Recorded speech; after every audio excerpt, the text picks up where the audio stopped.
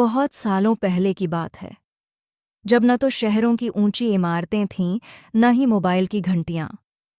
धरती पर शांति थी, आकाश खुला था और जंगलों में जीवन धड़कता था।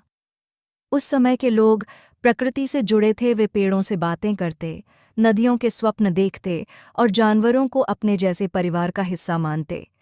उसी युग में हिमालय के एक अज्ञात छोर पर बसा था एक घना जंगल वनकुल। वहां सूरज की किरणें भी पेड़ों की घनी छांव में ठहरकर सांस लेती थीं। उस जंगल की रानी थी एक ममतामयी हाथी गौरी। गौरी कोई साधारण हाथी नहीं थी। वह जंगल की सबसे वृद्ध, सबसे समझदार और सबसे शक्तिशाली मादा हाथी थी। उसकी चाल में गर्व था, पर आंखों में मातृत्व की कोमलता। पूरे वनकुल में गौरी को हाथी माँ कहा जाता था। एक दिन सावन की रात थी। जंगल में बिजली चमक रही थी, बादल गरज रहे थे और बरसात मानो पृथ्वी को धो रही थी।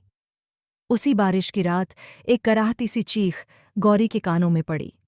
वह चीख न किसी जानवर की थी, न किसी पक्षी की। वह चीख इंसान के बच्चे की थी। गौरी अपने झुंड से अलग होकर उस दिशा में चली जहां से वह आवाज आ रही थी। बरसते पानी में, गीली मिट्टी और टूटती टहनियों के बीच वह पहुंची एक झाड़ी के पास, और वहां पत्तों से ढकी मिट्टी में कांपता, रोता, लाल सा एक नन्हा मानव बच्चा पड़ा था। गौरी ठिठक गई। वह जानती थी कि इंसान और जंगल की राहें अक्सर एक दूसरे से टकराती हैं, और अक्सर इंसान ही जंगल को दुख देता है। लेकिन इस छोटे से जीव में कोई भय नहीं था, सिर्फ एक अबूझ सी मासूमियत थी। गौरी ने अपनी सूंड बढ़ाई, बच्चे को धीरे से छुआ। बच्चा रोते रोते चुप हो गया। उसने गौरी की आंखों में झांका, जैसे अपनी माँ को देख लिया हो।